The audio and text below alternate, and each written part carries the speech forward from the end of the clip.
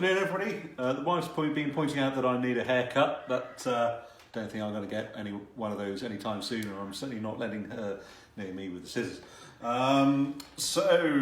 Yesterday we were looking at Opus 4, Opus 4, I've just noticed I've put, Opus 4 number 6, not Opus 6 number 4, Opus 4 number 6, all finished. Some really quite tricky stuff in the front. The first movement's not very difficult violinistically at all, but there's some really quite tricky stuff in the last movement in terms of bow control. Some really fast that's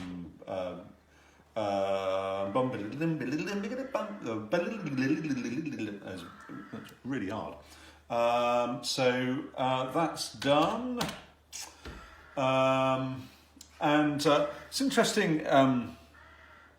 Vivaldi's received a lot of bad press over the years, and even when he was alive, people, particularly the English, I have to, I'm loath to tell, were sort of very dismissive of Vivaldi. In particular, Charles Avison, who said that his concerti, along with those of Locatelli and Tesserino, are amusements fit for children. Looking at, he did cite the Opus 3 number 11 as being a case in point that showed Vivaldi in a better light, but I mean, I think with concerti like this, I'm not quite sure what he's on about really, and the other thing is, given the quality of his own compositions, maybe he should have taken the plank out of his own eye first, because I don't think they're very good.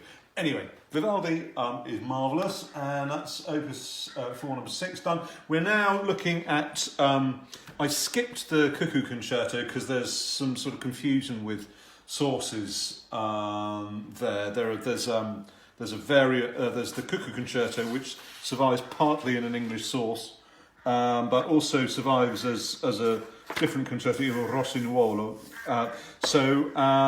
Until I can sort of get to my stash of papers, we're looking at RV 336, Opus 11, number 3. Unusually for a concerto that was published by Vivaldi, it actually survives in a manuscript in Turin as well, in Vivaldi's autograph hand. There we go. That's part of it. A bit that Vivaldi obviously didn't like. Incidentally, this bit here is taken from the first movement, proof that Vivaldi composed the top line before he filled in the harmony. I don't know what that's supposed to be there, but yeah, proof that he basically composed from the treble down. A lot of keyboard players take issue with Vivaldi being a composer that composes from the treble down, but then I thought, hold on a minute. Well, actually, I mean, obviously, if you're a violinist, it makes sense to do that. But if you're the average man in the street, then if you're thinking about a tune, then you don't think about building a tune from the bass up. It's more natural to build write the treble first, and then compose the filling later. Also, if we look at the next page, another case in point. This is the end of the section that Vivaldi's crossed out, and he writes the version that he preferred here. But if you actually look at the accompaniment, you can see that the accompaniment has been written at a later date, because he's using not only a different quill, but he's also using a different type of ink. Bizarrely, also this concerto is an unusual or relatively rare concerto, and that it has figures in Vivaldi's hand as well. Vivaldi, sometimes I don't really understand why Vivaldi bothers putting figures in. Certainly, there's a comment that he wrote himself in a concerto in A major for Pisendel, where Vivaldi started writing the figures in, and then got bored and wrote something very rude in the score. But the figures are kind of self-explanatory, really. Don't really understand why he puts them in.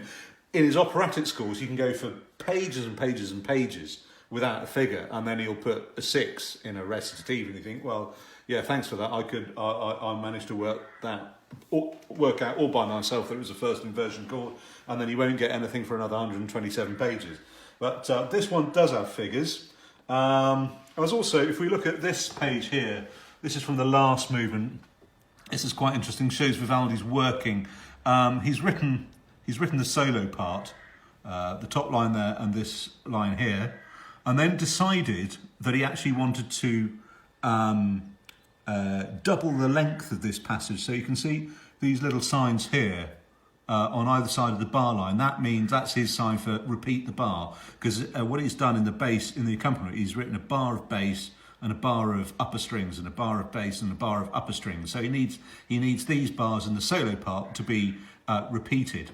However, he then decided against that and crossed out the repeat marks, but didn't correct the accompaniment to tell you what exactly he wants done with the accompaniment. So I've just taken an editorial decision to hand it to the bass, which I think will probably work quite nicely.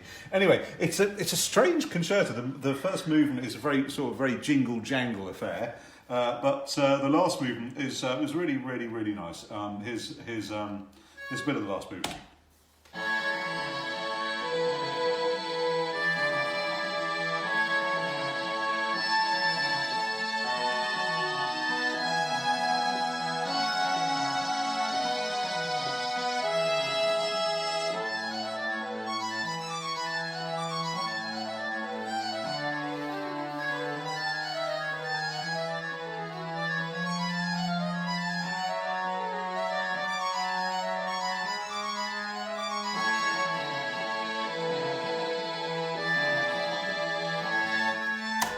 So there you go. It then sort of goes on in a slightly almost manner reminiscent of a chaconne, and then sort of breaks off. And then we get another one of these sort of classic Vivaldi manuscript problems where Vivaldi, although he's written the key signature at the beginning of the piece, sometimes he finds himself in a tonality, and because he's aware of what tonality he's in, he doesn't bother writing any accidental marks, which can be a bit of a minefield sometimes, because you're not in his head, so you don't know exactly where he's going with it. But I think I've covered that one now, so I'm nearly finished this. So tomorrow it'll be a concerto in A minor. So see you then. Cheers, bye.